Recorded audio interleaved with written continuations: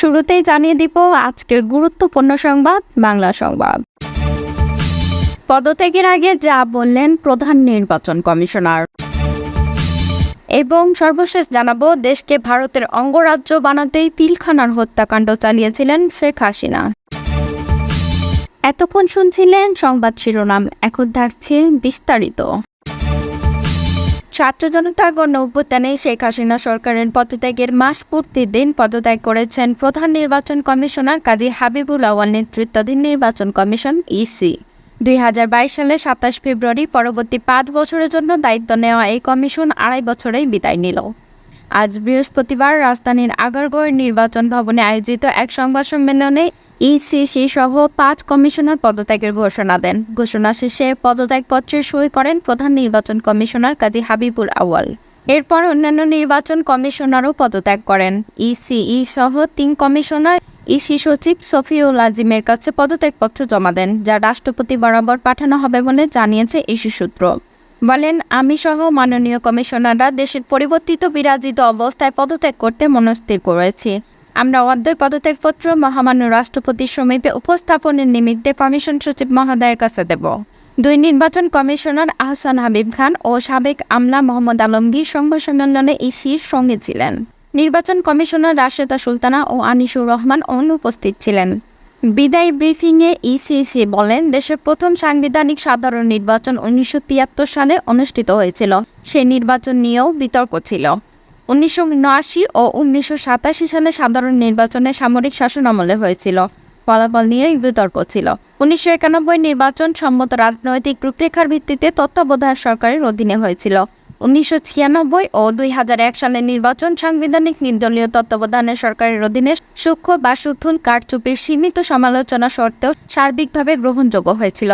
তিনি আরও বলেন, 2008 সালের নির্বাচন সেনা সমর্থিত নির্দলীয় তত্ত্বাবধান সরকারের অধীনে অনুষ্ঠিত হয়েছিল। সে নির্বাচনে বিএনপি সংসদে মাত্র 27টি এবং আওয়ামী লীগে 230টি আসন পেয়েছিলেন। নির্বাচন বিতর্কের ঊর্ধ্বে ছিল না। নিরাপদ প্রস্থান বিষয়ে বিএনপি এবং আওয়ামী লীগের সঙ্গে সেনা সমর্থিত অসামরিক তত্ত্বাবধায়ক সরকারের দর কষাকষির বিষয়টি প্রকাশ্য ছিল। সেই প্রশ্ন বিএনপি এবং আওয়ামী লীগের অবস্থানও গোপন ছিল না। 2014, 2018 এবং 2024 সালের নির্বাচন সংবিধান মতে দলীয় সরকারের অধীনে হয়েছিল। তিনি বলেন, 2014 সালের নির্বাচনে বিএনপি সহ অনেক দলই অংশ নেয়নি। ফলে সে নির্বাচনে 2024 সালের অনুরূপ অন্তর্ভুক্তিমূলক ছিল না। 2018 সালের নির্বাচনে বিএনপির অংশ নেই। আসন পেয়েছিল মাত্র 6টি। পক্ষান্তরে আওয়ামী লীগ পেয়েছিল 258টি। মন্তব্য নিষ্প্রয়োজন। তিনি আরও বলেন, 2024 সালের 7 জানুয়ারি দ্বাদশ জাতীয় সংসদ নির্বাচন হয়েছিল বর্তমান কমিশনের অধীনে। 44টি নিবন্ধিত দলের মধ্যে 28টি দল নির্বাচনে অংশ নিলেও প্রধানতম বিরোধী দল বিএনপি ও সমমননা দলগুলো সে নির্বাচন প্রত্যাখ্যান করেন। নির্বাচন অন্তর্ভুক্তিমূলক হয়নি। ইসিসি বলেন, কমিশন বিএনপি সহ সমমনা দলগুলোকে নির্বাচনে অংশ নেওয়ার জন্য একাধিকবার আহ্বান করা সত্ত্বেও তারা নির্বাচনে অংশ নেয়নি। নির্বাচনে অংশ না নেওয়ার বিষয়টি দলের নিজস্ব সিদ্ধান্তের বিষয়। হাবিবুল আউয়াল বলেন, নির্বাচন স্থগিত বা বাতিল করে দেওয়ার মতো কোনো সাংবিধানিক ভিত্তি ছিল না। সেই কারণে অনেকেই কমিশনকে দোষারোপ করেছিলেন। নির্বাচন কখন কী কারণে কতদিনের জন্য স্থগিত করা হবে তাও সংবিধানে সুস্পষ্টভাবে উল্লেখ করা আছে। অতীতে কখনোই কোনো কমিশন নির্বাচন বাতিল করে দিয়ে পদত্যাগ করেননি। সম্প্রতি ভেঙে দেওয়া সংসদের 299টি আসনে নির্বাচন প্রার্থীর মধ্যে ব্যক্তিকেন্দ্রিক প্রতিযোগিতার মাধ্যমে হয়েছে। 299টি আসনে 1969 জন প্রার্থী প্রতিদ্বন্দ্বিতা করেছিলেন। সিইসি বলেন, নির্বাচন নিষ্পন্ন করা অতিশয় কঠিন একটি কার্যক্রম। নির্বাচন গ্রহণযোগ্য না হওয়ার সব দোষ বা দায়িত্ব সবসময় কেবল নির্বাচন কমিশনের উপর এককভাবে আরোপ করা হয়ে থাকে। একটি কমিশন না হয় অসৎ বা পক্ষপাত দুষ্ট হতে পারে, কিন্তু সবসময় সব কমিশন অসৎ বা পক্ষপাত দুষ্ট হতে পারে না। কমিশন বিভিন্ন কারণে নির্ভেজাল গ্রহণযোগ্য নির্বাচন করতে অক্ষম বা অসমর্থ হতে পারে। বিদ্যমান ব্যবস্থায় আমাদের বিশ্বাস, কেবল কমিশনের পূর্ণ নির্বাসের মাধ্যমে অবাধ, নিরপেক্ষ, কালো টাকা ও পেশিশক্তি বিবর্জিত এবং প্রশাসন পুলিশের প্রভাবমুক্ত নির্বাচন নিশ্চিত করা যাবে না। নির্বাচন পদ্ধতিতে দুর্ভেদ্য মৌলিক সংস্কার প্রয়োজন হবে। রাজনৈতিক সংস্কৃতি ও আচরণে এবং বিশেষত প্রার্থীদের আচরণে পরিবর্তন প্রয়োজন হবে। তিনি বলেন, 1973 থেকে হওয়া অতীতে অন্যান্য সব নির্বাচন ছাড়াও 2008, 2014 এবং 2028 সালের নির্বাচনের বিতর্কিত বা সংক্ষিপ্ত বিষয়গুলো বিবেচনা নিয়ে কমিশন পরবর্তী সব নির্বাচনগুলো সতর্কতার সঙ্গে আয়োজনের চেষ্টা করেছে। জাতীয় এবং স্থানীয় সরকারের বিভিন্ন স্তরের নির্বাচনে দিনের বেলা ব্যালট পেপার প্রেরণ, কতিপয় নির্বাচনের ভিডিও পর্যবেক্ষণ, ইভিএম ব্যবহার, দেশের সকল জেলায় একই দিনে, তবে প্রতিটি জেলার প্রশাসনিক সীমানার মাঝে মধ্যে 3 থেকে 5 দিন বিরতি দিয়ে 5 থেকে 6টি ধাপে নির্বাচন অনুষ্ঠান, সরকারি কর্মকর্তাদের ব্যাপকভাবে রদবদল ইত্যাদি গৃহীত ব্যবস্থা নির্বাচন অবাধ, নিরপেক্ষ ও সুশৃঙ্খল করতে অনেকটা সহায়ক হয়েছিল। নির্বাচন মূলত একদলীয় হওয়ার কারণে কারচুপি বা সরকারিভাবে প্রভাবিত করার প্রয়োজনও ছিল না। নির্বাচন দলের ভেতরেই হয়েছে, মধ্যে হয়নি। তিনি বলেন, কমিশন দায়িত্ব গ্রহণের পর থেকে 2 বছর সময় ইউনিয়ন পরিষদের 992টি, উপজেলা পরিষদের 496টি, জেলা পরিষদের 71টি, পৌরসভার 90টি এবং সিটি কর্পোরেশনের 16টি নির্বাচন করেছে। নির্বাচনগুলোর সততা, সিদ্ধতা, নিরপেক্ষতা, অবাধ হওয়া নিয়ে অতীতের ন্যায় ব্যাপক বিতর্ক বা সমালোচনা হয়নি। উপনির্বাচন সহ জাতীয় সংসদের মোট 318টি আসনে কমিশন নির্বাচন করেছে। দলীয়ভাবে ইনক্লুসিভ না হওয়ার কারণে নির্বাচন বিতর্কিত হয়েছে, এটি সঠিক ও যৌক্তিক। কিন্তু বাংলাদেশের 53 বছরের ইতিহাসে কোনো নির্বাচন কমিশন উপেক্ষা করে স্বেচ্ছায় নির্বাচন বাতিল করে দিয়ে পদত্যাগ করেছে এবং সেই কারণে নির্বাচন হয়নি এমন উদাহরণ নেই।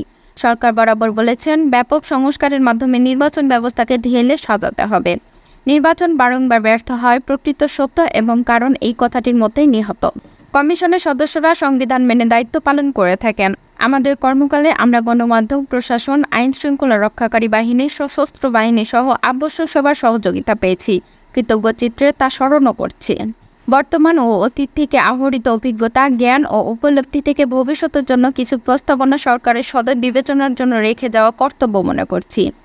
বাংলাদেশের জনগোষ্ঠীর সমরূপতার কারণে সংখ্যানুপাতিক প্রতিনিধিমূলক নির্বাচনের জন্য বাংলাদেশের আদর্শ ক্ষেত্র হতে পারে। সেই সাথে নির্বাচন 4 থেকে 8টি পর্বে, প্রতিটি পর্বের মাঝে 3 থেকে 5 দিনের বিরতি রেখে অনুষ্ঠান করা ব্যবস্থাপনার দিক থেকে সহজ ও সহায়ক হতে পারে। নির্বাচন প্রক্রিয়া প্রযুক্তি ব্যবহার অপটিমাইজ করতে পারলে উত্তম হবে। অধিকন্তু প্রতিটি সাধারণ নির্বাচনের নির্দলীয় তত্ত্বাবধায়ক সরকারের অধীনে অনুষ্ঠিত হলে উদ্দেশ্য অর্জন আরও সুনিশ্চিত হতে পারে। পরিশেষে তিনি বলেন, আপনাদের অবহিত করতে চাই, আমি সহ মাননীয় কমিশনারগণ দেশের পরিবর্তিত বিরাজিত অবস্থায় পদত্যাগ করতে মনস্থির করছি। আমরা অদৈ পদত্যাগপত্র মহামান্য রাষ্ট্রপতির সমীপে উপস্থাপনের নিমিত্ত কমিশনের সচিব মহোদয়ের হাতে দিব। 2022 সালে 27 ফেব্রুয়ারি দেশের ত্রয়োদশ ইসিসি হিসেবে দায়িত্ব নেন সাবেক আমলা হাবিবুল আউয়াল। তার নেতৃত্বে এই কমিশনের পরিচালনায় এই বছর 7 জানুয়ারি দ্বাদশ সংসদ নির্বাচন হয়। এছাড়া এই 2.5 বছরে দেশ সহস্রাধিক বিভিন্ন নির্বাচন করেছে এই কমিশন।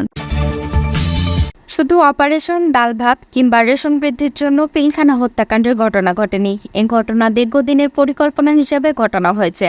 বাংলাদেশকে ভারতের অঙ্গরাজ্য বানানোর উদ্দেশ্যে এই হত্যাকাণ্ড ঘটানো হয়েছে বলে সংবাদ সম্মেলনে দাবি করেছেন সাবেক সেনা কর্মকর্তারা।